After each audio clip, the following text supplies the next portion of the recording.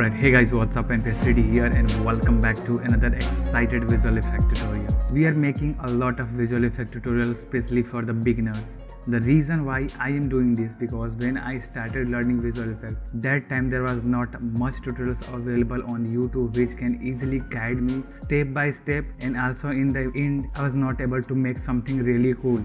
That's why I decided to make some tutorials where you can learn, especially for the beginners perspective. You can learn through my tutorials step by step and you can create your amazing result. And I made around 3 to 4 affiliate about the visual effect for the beginners, especially with Blender, and I got a lot of good response. So thank you so much for that because it's already motivating me a lot to make amazing content just like that. So thank you so much for that. For the people who are more deeply interested learning visual effect and want to try out few more different technique to create visual effect, I made a course called Modern Visual Effect. It's totally based on visual effect where you can learn amazing effect which we commonly seen on social media and all. And right now this is available with 20% discount. The link will be in my video description. You can go there and check. This course is really amazing, guys. I experimented a lot and then I combine everything in a course and I make it available for you. So anyways, if you can afford, you can go and check that course. Let's get started with this video. I will divide this tutorial in multiple parts and I hope you know why multiple parts, because you can come back anytime and follow the specific part of the tutorial. So the part first is how to shoot your clip. So whenever you are visualizing a concept or an idea in your mind, then pre-plan what you are gonna shoot, where you're gonna add 3D stuff or the visual effect. Then you can grab your smartphone or a camera or DSLR, whatever you have, and just go on a specific location where you are planning and wanna add something, and then you can start shooting a small clip like 10 to 15 seconds long. It's enough. And also I will suggest you to capture a 360 environment. I used Google camera, but you can use Google Street View. It's completely free and you can create a 360 environment map using simple images. Part 2, how to track. So here we are inside After Effects. I have a clip. I will simply right click, interpret as main, and here I will check the frame rate. Then I will simply select and drop on this icon and it will help to create a comp with same resolution and the frame rate. Then I will simply Ctrl D to duplicate and I will rename this to the track, and I will simply right click pre-comp, move all attribute into the new comp, and here I will add an effect called unsharp because our footage is in a log type of format. There is not enough detail available. That's why we will add unsharp mask and we'll change the values few, and it will help to create a contrast. Then we can simply apply 3D camera tracker effect and wait for it. You can see we have a 0.53 pixel error, which is not bad, but maybe we can tweak it. Simply go inside the comp and here I will add a tint effect. Then I'll jump back to the main composition and here I will just apply 3D camera tracker effect one more time and enable detail analyze and let it do its job. Once it's done, now you can see we have 0.34, which is amazing because now we have a less average error. Select few points, right click, select ground plane and origin. Then I'll select one more time and create solid and camera. Maybe I will create few more solids, and if you want you can create few more empties in your scene. Save your project. Then I will simply select the ground and apply the grid effect, and here I can see proper align it or not, but it's look pretty good and I think we are ready to move inside Blender. So bring your tracking data from After Effects to Blender. For transferring this tracking data inside Blender, I will use an add-on called A2Blend. It is not optimized for the latest version of Blender, but yeah, we can tweak and you can fix these things. So select the camera, press U and copy the position and orientation. And in Blender, I will just create camera. And here I will go and move the keyframe to start from 1. You can see the end frame. So I will simply make the end 329. Perfect. Now it's time to put the solid over here. So I will go inside After Effects one more time and select my ground solid layer, and I will just copy the anchor point, position, scale and orientation by pressing Ctrl C, and on Blender I'll just click on this button called create plane and it will create the plane. Now I will simply select my camera, go to the camera properties, background image, movie clip, and here I will load the footage and increase the opacity to 1. You can see it's good but little wiggling. I'll go to the After Effects, double tap on the camera, and here I'll copy the focal length and then I'll paste here, but it is not working. And the reason why it's not working, I'm gonna pause the video and I will explain. So the clip which I am using right now shoot in 4K, then I stabilized it, then I converted it in 1080p. That's why the system is confused a little bit, like which lens I use, because in original I use a 16mm wide lens, why this focal length happened. So I will simply keep tweaking until I will find the right focal length, and the right focal length was like around 13 point something. Okay, part 4, correct the orientation. And now you can see our orientation is not good, so I will simply create a cube, and I will select my camera transform, plane transform, and all other. In the end I will select the cube with holding shift, and I'll press Ctrl P, choose object keep transform, and I can simply scale it down my reference object, and it will help me to correct the scale and also the orientation. Once you are done, now we are ready to do anything. And now I'll create one more cube to see what is happening. Let's simulate the paint effect. So once our tracking is finished, okay, here you can see it's working pretty fine. I just modified this. I will create a paint effect. For that I will simply create a liquid effect using manta flow. So first I will simply create a cube, and I will press M and move this into a new collection called paint, and I'll just double tap and rename this to the emitter. Here you can see where it is available in our scene. I will press 7 to see in our ground level where it is, and I'll make it little small. Apply the scale. The next step is we can easily and quickly create a liquid effect by selecting object menu, and here is an effect called quick effect, and choose quick liquid, and it will add a liquid domain. So I'll press M and move that into this paint collection. We have something in our cube, and also we have a separate box. So this is the domain which represent the water, and this is the emitter which is a source of water where the water will flow, and this container will contain the liquid, and it will, if you will change any setting of this domain, it will change the behavior of liquid. So first we have to scale the size of a domain. So I'll press 1 and scale it to make it bigger, and maybe I'll press 7 and I'll press S to scale it even more. And if I'll start play, you will see something is happening, like there is a few water drops falling. So let's start changing. So first I'll apply the domain scale. I will select this liquid emitter. I will select the domain and go to this physics tab, and this is the domain, liquid and all stuff. Okay, so here is the resolution. It's represent this cube. Like if you will increase the resolution, it will get smaller and smaller, and the smaller it will, the heavier our simulation will be, the denser our simulation will be, and the more accurate our simulation will be. So for the test purposes I will go with 64, and when we will move to the rendering, we will switch this to the 128 or 256, whatever your system respond. And the time steps maximum and the minimum, it's a calculation between one frame to a second frame. Crop, or you can basically we can see where is the first frame and where is the second frame. But if you increase this, it will make the smooth transition between one frame to second frame. So for here I'll maximum go to the 12 and minimum go to the 4. And these are for the borders. So I want to contain inside this domain, that's why I'll leave all this. And here is the liquid property. If you wanna change, you can change it, but by default works pretty fine. This is the diffusion. So if I'll enable this, and there is a preset, like if you wanna achieve a water and choose, this is set to by default the water. Okay, so the exponent value, the less is more thicker and more like sauce or a paint or a creamy effect. So I'm going to the base. I will increase the base to 10, and I will exponent, maybe I'll make it 2, and this is for the mesh. So first let me play and see what happened, and you can see our particles only fall and just stop it. First I will move this position of over here emitter, okay, so that we have a good room. And then to continue flowing the water or the liquid, I'll simply select our emitter, and here you can see the parameter change and change the flow behavior from geometry to inflow, and it will continue adding. Here you can see continue adding, and this looks pretty good. Let me select the domain, and let me change this to the water, and let me play and see the behavior. The way it will interact with the ground, it will be totally different.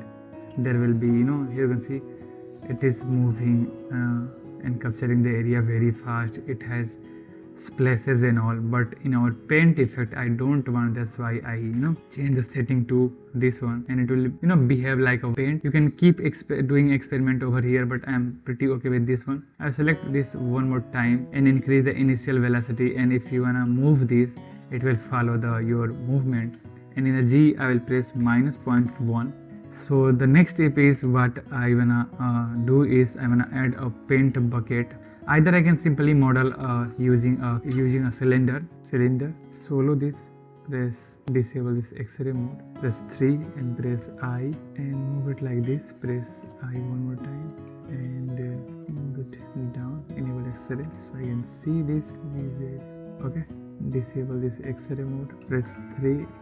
I, EZ and move it over here. Maybe I can select this loop also. Press I, or maybe select this edge, press EZ and extrude it a little bit, or Ctrl R to add one more edge loop over here in the end. And press 3. Select this edge loop, press EZ and extrude it a bit. Select this one GZ and make it down. And if I apply the subdivision surface over here and make it 2 and disable this, you can see this is weird. So let me press Ctrl R and just add one more loop over here. Press 3 and select this edge loop. Press E, S and scale it, or maybe press I to invert the selection little bit. Then press E and S to scale it little bit. So we can create something like that. Okay. Press 3. I can simply press EZ one more time and scale it little down.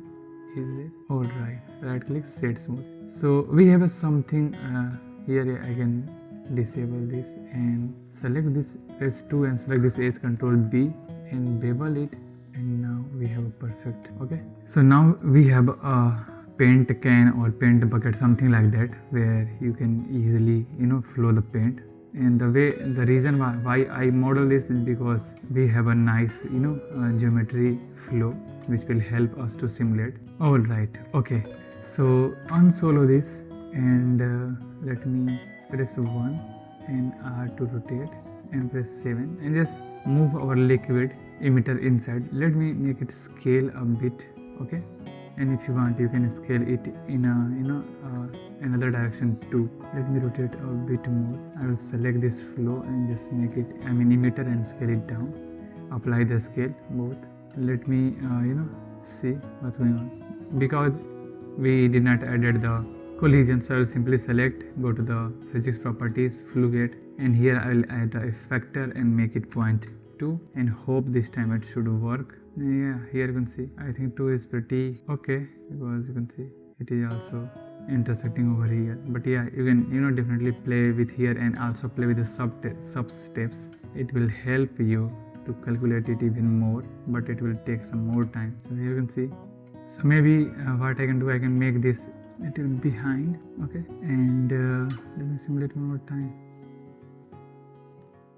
So you can see we have some particles moving over here. So definitely, like if I'll select the domain and if I'll go down here, I can down the exponent even one more, and this time it will flow the liquid more slow, like a thick paint or something like a thick liquid. You can see it's not moving fast and all. You can see a lot of thick liquid. Okay, so it's stopped baking into 40, which we will fix. So I have my idea in my mind. What I can do, I can simply add a new, basically a cube, and make it down just above the domain. Make it short. Just put it over here, and just a small piece of. I have to see where the liquid will fall, and I have to do stuff accordingly. apply the scale, and this time I will select this, make it fluid, and this time I will use flow, and here I will choose geometry and make sure to change this to liquid, so it will simulate just one more time. And because this is the same inside the same domain, the liquid behavior will be the same. Let me select the domain. I'll go down. Here is a cache setting, and let's make it 3 to 9, so it will simulate till there. Let me see a quick look, then we will bake it in a higher resolution.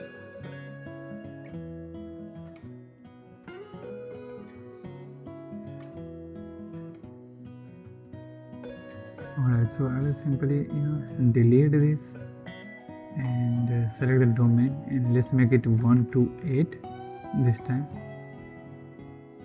Let's make it 3 to 10. If we can start it from minus 100 frames and then bake it from 3 to 9, and also enable the mesh, and upper factor make it 3, and make the particle radius 1.2, because in original we can see the particle radius is 1. Okay, so let's define this particle radius. And what next, I will simply change the resolution to 1 to 8, and now if I'll go down here, there is a cache, and make it all, so it will bake everything like mesh and the liquid flow in once. And let's click on this button called bake, and I will see once it's done. So if you see, we done, and just because we added minus 100, that's why we are good to go from the first frame. You can simply make the ground little down. I think it's already down, so and let's play and you will see. And guys, you can play more, like you can make the source emitter little small, so it will flow or less liquid. But anyways, this is good for the tutorial purposes, and it's an idea which you can replicate into something else. So now let's move to the texturing and lighting part. So let's move to the lighting part, and we will do lighting. So for lighting, in the beginning I shared how you can capture 360 environment. So first let me go to the rendered mode, and on here I will change this to the cycle, and GPU, make sure it is GPU. Okay, you can see there's something happening.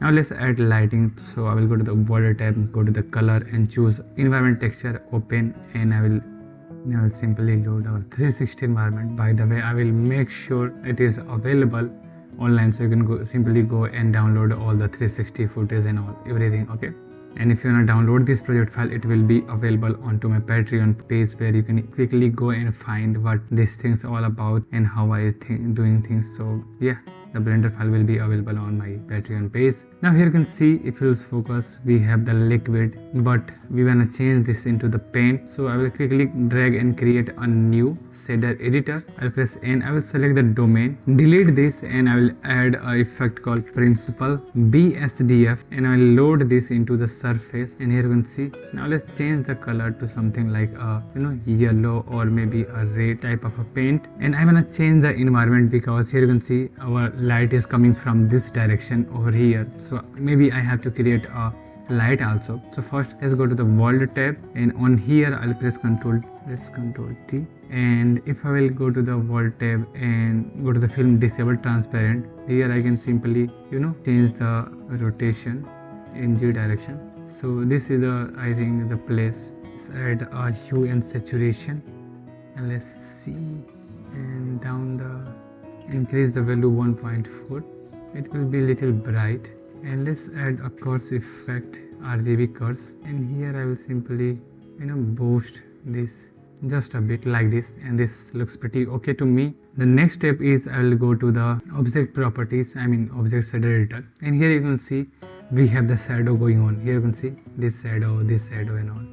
So we'll simply create a light. So I will simply shift A, go to the light, use a sunlight, place it here, and just rotate the direction, and you can see, press 7, just rotate the direction around like this, move it over here. Okay, so you can see, and also over here our shadow will blend. So this looks so cool. I will select the cane in last, and maybe if you have some textures you can use that, and maybe I can just introduce some sort of a subsurface, so maybe 0.02, just a touch, like this. Okay, and on this bucket what I can do, I can maybe increase the metallic and down the roughness, so we have a chrome type of and finish small tweaks, and we are good to go. Even you can play a more, and here you can see we are able to see the emitter. So I will simply to hide this, what I can do, I can create a new, and here I'll use a volume, principal volume, and plug this volume into the volume. So now it will turn this into a volume, and now here I'll make the density 0, so it will no longer available over here. Or maybe we can simply hide it because we already baked the simulation. So yeah, that's the way you can use and keep things, and this looks pretty okay to me. Render out your animation. So yeah, this looks pretty okay, and we are good to render this. We can still keep playing and do we can add a lot of stuff more, but this is the basic idea for the rendering. What I can do, I can simply come to this render settings, make sure to render this as a transparent, so it will only render the our 3D object, not the footage and all. And go to the sampling, and we can increase the sample to 256, which is pretty fine.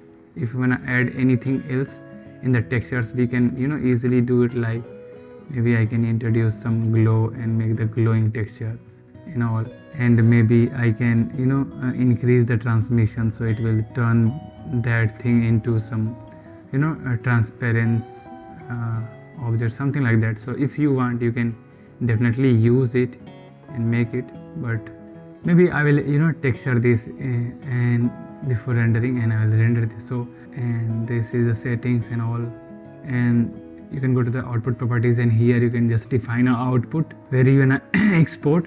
Make sure it is RGBA, so it will export this whole things with alpha. Or maybe you can go to the passes, and here you can use a shadow catcher pass, so it will export the color pass separately and shadow catcher separately, shadow pass separately, so we can play with the shadow and all stuff.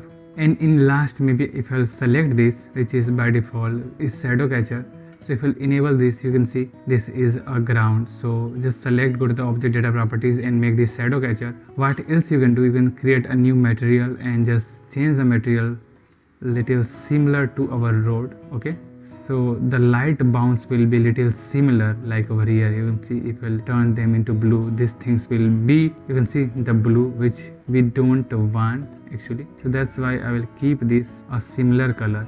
If you'll see clearly over here, so I'll keep this into a little similar color. Okay, the road, or even we can use the road. I will highly suggest go and check out my 2 amazing visual effect tutorials which I made for the beginners. I use the pretty much same workflow, and maybe there are something else. So yeah, once you're done, just make sure to check the frame from 1 to whole duration, and just render animation, and that's it. So let me quickly export the animation, then I'll see you in the after effect. Okay, before render out animation, I thought why not I should add some textures into our can. So I go online, and I was searching some textures which looks okay and which I can use, mainly which are usable, but I did not find any. So I just opened my light, and there was a paint bucket already at my home, so I used that and I put it on a table, and I just simply rotate it, and I just took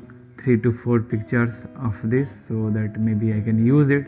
And in Blender I simply unwrap my model, and I project it from view, use the project from view, and I was not focusing the whole area. I only focused the main front part which is visible to the camera, and I try to texture it, and that looks a lot better from the one which we are using. Okay, so let's render out this animation. Compositing. Here we are inside After Effects, and you can see rendering completed. Now I will save this project, and I will import the sequence here. So I'll just double tap. Let me check. So select the first one and choose Open EXR. I exported with multipass. Right click, interpret feature main, and let's change this to 29.97. Select this composition setting, and match. Okay, let's drag and drop on top of here, and let's go to the effect and control and search extractor R and choose the color, and here I will simply add a effect called exposure and make it 3. If you export it as PNG sequence, you don't have to follow this step. You just simply drag and drop your clip here and you are good to go. So I'll put 3 here and make the exposure 1 and put the gamma 3. Okay, now let's go to the white paint and make it 1 point maybe 3 or something. Okay, so it will reduce the highlight mainly. Control Z, you can see. All right, now the next step is simply enter and change this to the color and Control D to duplicate, and the below layer, let's rename this to the shadow, and on here just change this to the shadow. And now in this clip, if I'll disable, we have the shadow information. So I'll simply change this to the multiply, and now we have our color and also our shadow. What is good thing about this, like I can simply, maybe I can add a coarse effect over here, and then I can, you know, make the shadow more harsh and all, you know, even I can change the color of shadow. So if I'll go to the little in the middle, like over here, if we'll zoom little, here you can see the shadow color, and this shadow color is little different. So first let's make it little dark, and then on here I will just apply a effect called tint, and I will choose the black color to similar to this one, so you know it can be little similar. We also have this shadow, okay, and this will help to blend it more, and let's make it little contrasty. Okay, and I can also apply a fast box blur maybe to make the shadow little just smooth, not too much. So let's make it here, and if we'll start play, you can see this is our animation simulation, whatever you wanna say, and this looks really good. Here if you'll see, this looks good. And in last you can select the color and maybe apply a selective color, and on here select the red one, and down the cyan increase the black label to make it more red, you know, you can see. Also down the magenta or increase the magenta according to, you know, your requirement. In last I can select the footage and apply a selective color, and I will quickly change few things. I can apply a lumetri effect and just add some contrast in our background to match. I will bump the shadow maybe, or just down the shadow a little. And I can go to the creative and make the vibrance 60 and make the saturation 90. I can go to the coarse, and here I can also play with the different colors, but this looks pretty you know, okay to me. If I will zoom, so maybe I can, if I want, I can simply add some fast box blur or sharpen into my, you know, 3D render, but for now I will just simply select everything pre-comp. And on here I will new adjustment layer, and let's apply a unsharp mask, and let's make it 100, and here I will just make it 10 or maybe like 5. Let's make it 50 over here also, and if we'll start play, you can see. And I can also add a new adjustment layer. On I can apply a lumetri color on here, and here I can change things. So yeah, this is the whole thing. I can go to the vignette in last maybe and add some vignetting just a bit, and let's turn this to the half resolution. So you can see this looks really good, and I hope now you can create and make some stunning artwork just like this using visual effect, using these techniques. So you can go and check out my other tutorials. You can also go and check out my course. If you make anything, please tag me using @NPS3D or #NPS3D. So thank you so much for watching this video, and you can close this video just by hitting a like, and you can leave your valuable feedback or your thoughts in comment box. So thank you so much for watching this video. Thank you so much for loving me. I am NPS3D, and I will see you next time. This is it for now. I will see you. Bye bye.